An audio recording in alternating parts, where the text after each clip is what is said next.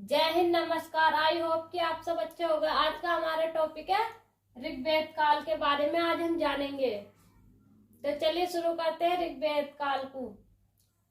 तो इसका काल क्या, चलने का समय क्या था, किस समय तक रहा था ये ऋग्वेदिक काल? 1500 बीसी से 1000 बीसी तक।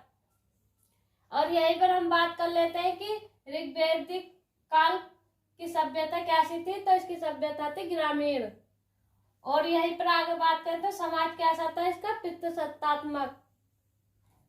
ऋग्वेदिक काल का व्यवसाय क्या था? कृषि, पशुपालन। कृषि का अर्थ था योग्य भूमि या उर्वरा। और पशु, इनका प्रमुख पशु क्या था? घोड़ा। आगे हम बात करते हैं कि ऋग्वेदिक काल की समाज की प्रशासनिक इकाई कैसी थी? आरोही क्रम में थी। जैसे हम बात करते हैं, सबसे छोटी इकाई थी कुल या परिवार। और इसका मुखिया कौन होता था? पिता या कुलप कहते थे जिसे हम। यहीं पर हम बात करते हैं, कई सारे परिवार को मिलाकर बनता था ग्राम। और कई ग्रामों को मिलाकर बनता था विष। और कई विषों को मिलाकर बनता था जन। और कई जनों को मिलाकर बनता था राष्ट्र। अब बात कर लेते हैं इनके मुखिया को क्या कहते थे। तो ग्राम के मुखिया को कहते थे ग्रामीण। और विष के मुखिया को कहते थे विषपति। और राजन के मुखिया जन के मुखिया कहते थे राजन। और राष्ट्र के मुखिया को कहते थे राष्ट्रपति। आगे बात करते हैं हम, आर्य लोग युद्ध के प्रिय होते थे। यह उल्लेख कहाँ मिलता है? तो यह उल्लेख मिलता है ऋग्वेद के 7वें मंडल में। और यह युद्ध हुआ किसके बीच था? दशराज युद्ध की शुरुआत भारत में हुई थी। किन के बीच हुई थी? राजा सुदास व 10 जन के बीच। और नदी कौन सी थी? नदी थी यहाँ पर रावी नदी या परुषणी नदी भी कहते हैं।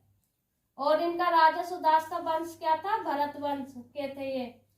और यहाँ पर दशराज युद्ध का प्रमुख कारण क्या रहा था? तो जो घर का ब्राह्मण होता था, ये इसका मुख्य कारण घर का ब्राह्मण था। जैसे कि इनके राजा सुदास के पुरोहित थे विश्वामित्र। और इनके स्थान पर इन्होंने गुरु वशिष्ठ को अपना पुरोहित बना लिया था। यही युद्ध का प्रमुख कारण था। और आगे देखते हैं, आगे बात करते हैं, आर्यों का मनोरंजन क्या था? संगीत या रथ दौड़। और यहीं पर देखते हैं, प्रमुख पेय पदार्थ था सोमरस, जो पर्वतीय क्षेत्र में एक पौधा पाया जाता है जिसे पीकर बलि दी जाती है। आगे बात करते हैं प्रिय देवता की। तो इनके प्रिय देवता थे इंद्र। इन्हें कहते हैं माधवा, पुरंदर, रथेल, विजेंद्र, कीर्तन्य के नाम से जानते हैं। और इसका इंद्र का उल्लेख कहाँ मिलता है? ऋग्वेद में 250 बार। यहीं पर हम बात करते हैं प्रमुख नदी कौन सी? सरस्वती, जो सबसे पवित्र नदी है।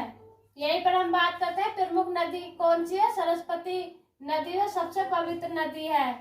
सिंधु का सबसे ज्यादा उल्लेख है मिलता है ऋग्वेद में। अब बात करते हैं यमुना का कितने बार उल्लेख है? 3 बार। और गंगा का 1 बार। अब बात करते हैं आर्य सभ्यता की। तो आर्य का अर्थ उत्तम श्रेष्ठ या कुल, उत्तम श्रेष्ठ कुल में उत्पन्न व्यक्ति। अब इनकी आर्यों की भाषा क्या थी? संस्कृत। और आर्यों को लिपि का ज्ञान नहीं था। यहीं पर हम बात करते हैं कि माना जाता है भारतीय संस्कृति एवं सभ्यता का संस्थापक कहा जाता है आर्यों को। और आगे देखते हैं हम, श्रुति के नाम से भी जाना जाता है आर्यों को। श्रुति हम इन्हें क्यों कहते थे? क्योंकि ये एक जगह की बात सुनकर दूसरी जगह पहुंचाते थे, इसलिए इन्हें हम श्रुति के नाम से जानते हैं। पहचान किस प्रजाति के रूप में की गई थी? इनकी नार्डिक प्रजाति के रूप में इनकी पहचान की गई थी आर्यों की। अगर वीडियो अच्छा लगा तो वीडियो को लाइक करें, शेयर करें, चैनल को सब्सक्राइब करें।